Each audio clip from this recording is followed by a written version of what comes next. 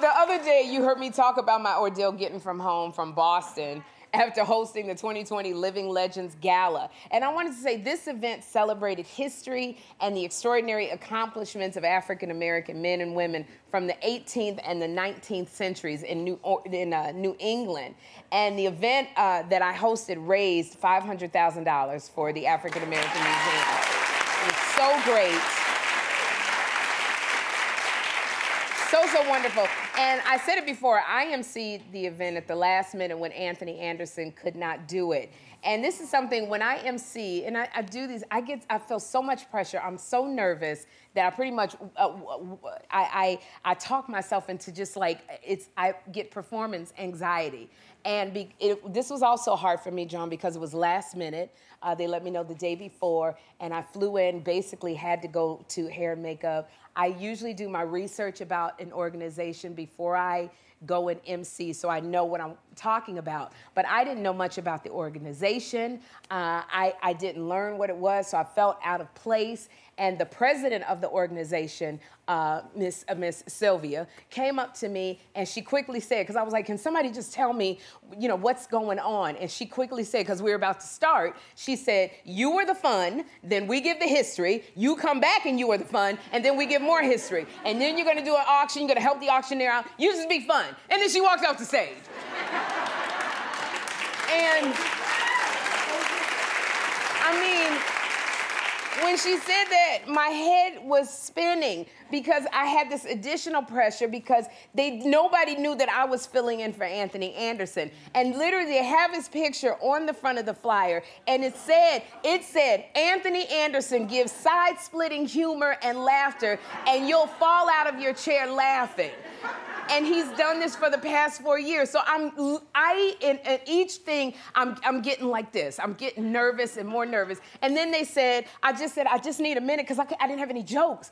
And they said, we want you to meet the VIPs. John, so they took me in the room. And I'm meeting all of these VIPs. And then everybody's, I guess because they see me on TV and I got this reputation because they were like, oh my God, you gonna be funny? You gonna be, oh my God, Sherri Shepherd, you gonna be hilarious. And one lady was like, you gonna be so wild. And I'm like, where did you get that I'm gonna be wild? And every time someone said, you are going to be hilarious, I went more in. I don't know if that's ever happened to you. I went more in, the more compliments I got, and that voice got stronger that said, you're not funny. You don't deserve to be here. You're not gonna do it. It's a real thing. And they took me in my room, and Rodney John, my makeup artist, I said, I don't know, I don't think I'm gonna do well. And he said, Sherri, you're funny. And sometimes for me, John knows this, when you give me compliments, I get mad. And so Rodney John kept saying, Sherri, you're gonna be good. And I was like, I'm not gonna be good. I'm not funny. And, but this is why you have to have really, really good friends. Because I called Kim Whitley and I broke down in tears. I called my friend and I said, I just don't have what it takes to do this crowd. It's about 500 people. They're spending a lot of money and I don't know how to be funny and I don't know any, and she really talked me off a ledge. And she said, you have to trust yourself because this is a gift. And when you walk in, you smile. And I go, smile and do what? And she kept talking to me and talking to me. And I want to thank Kim Whitley for doing that for me because I'm crying, my makeup, I'm in there. And she said, she did. And she said to me, and she said, and also, did you forget you got God? That's what she said. She was great.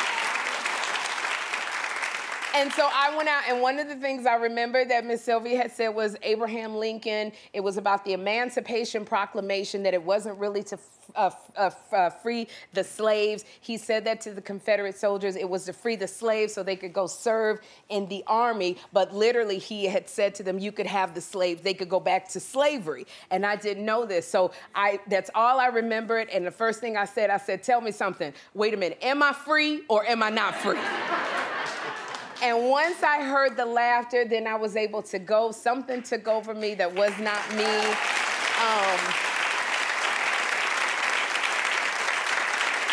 And all night, It was really, really great. And I mean, it was little things that happened. A fourth grader bid $3,500, a fourth grader, on a piece of, on something, a trip for 8. And I was able to remember that Blue Ivy had bid $80,000 on a necklace.